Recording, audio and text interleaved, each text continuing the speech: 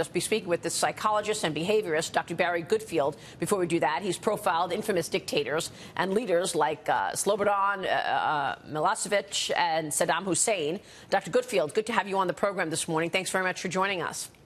Very nice to be here with you, Maria. And you caution, yeah, go ahead.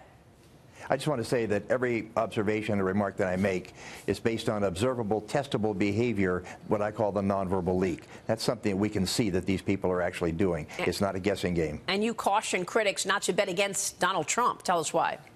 Only a fool would bet against Donald Trump. Just ask yourself a question. Who would you bet against? A KGB spy or a very sophisticated 50-year experience New York real estate guy? Come on.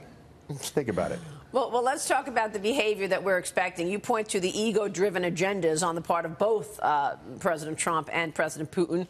Can President Trump use Putin's ego to get the best of him? He will, of course. He's a natural negotiator, and he will use everything that he's learned over the last half a century of negotiating with people. Yes, he will. And the man across from him will be doing exactly the same. Both people will think that they can outsmart and outdo the other, but in fact what will happen is it's not going to happen. President Trump is going to be the guy that I'm betting on in this one. Why do you say that, given what happened in North Korea, where the president seemed to go out of his way to establish a relationship with Kim Jong-un in a way that people thought went over the line? Some people thought it went over the line. What do you think will be different here? Well, I think ultimately what people have to realize is the fact that what we're hearing and what we're looking for is some sort of substantive, point-at-able, referential change.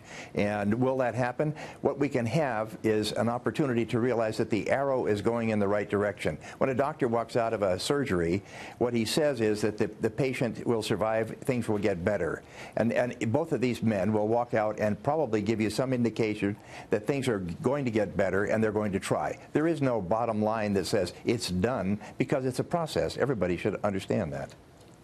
Is there a danger, Mary Kissel here, is there a danger that we're dumbing down summits? You heard the U.S. ambassador to Russia say essentially that the summit itself is a deliverable. You know, if you look back at the He said it wasn't a summit. Yeah, it's not even a summit now. It's a meeting. He said it's a meeting. You don't even know what's going to come out of it. I mean, you know, that's a real shift from prior administrations where, you know, when a U.S. president showed up, there were deliverables there. You knew what the summit was about, and you knew what they were going to discuss.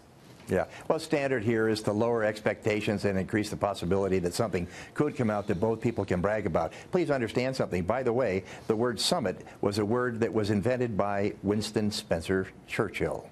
So we're going to be back in another summit kind of a format, hoping that there will be something that is point-at-able, is referential, and does reflect some real genuine change, which I think everybody wants. So what would be success out of this meeting from your standpoint for the president? Success for if President Trump comes out and says we've agreed that we will, in fact, do some things directly to try to reduce tensions. Now, of course, there's not going to be any movement, I don't think, on Crimea, because this is not something that he's willing to even consider negotiating. So I think we can just write off Crimea. I think you can get some chance for change if you look at some of the things in Syria. Maybe he'll do something there, and maybe they'll both want to have an agreement on something like that. Well, I'm not sure what they want, back on but that I do think that that's probably the place where you'll see some change. I'll push back on that because I watch Sunday Morning Futures, and Mary Kissel was on yesterday morning, and you pointed out we entered into an agreement with Putin and Russia and Jordan and southwestern Syria, and basically Russia has defied it, has attacked on behalf of Bashar al-Assad the opposition there. So we got hoodwinked by a deal that we've already done in Syria, and Putin will potentially try to use the president's desire to withdraw the troops from Syria, which we have not done yet, and we've had airstrikes in Syria. Nonetheless, Putin will try to use that to his advantage to take to one-up the United States. Yeah, I think I agree with you. That agreement was, by the way, different from the chemical weapons agreement that Putin also broke with the prior president, Obama. But he basically gave cover to Assad to take his troops and take over the eastern suburbs of Damascus. He had such a hard time subjugating it. Gave him time to do that. Because remember, Assad cannot hold ground if not for the Iranian ground forces and the Russian air forces.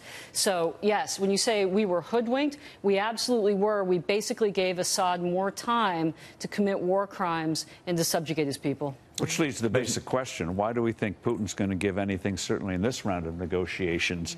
What's the pressure It's there? unlikely. Right? Well, the fact of the matter is that it's to Putin's advantage to look like he's doing something that is substantive and that it's not just some kind of a get-together to become more friends. You know, so he'll want to do something. And both of these men want to walk out and look into the camera and say that something happened and it wasn't a waste of time. All right, we will leave it there. Dr. Barry Goodfield, good to see you this morning, sir. Thank you so much. We appreciate your time.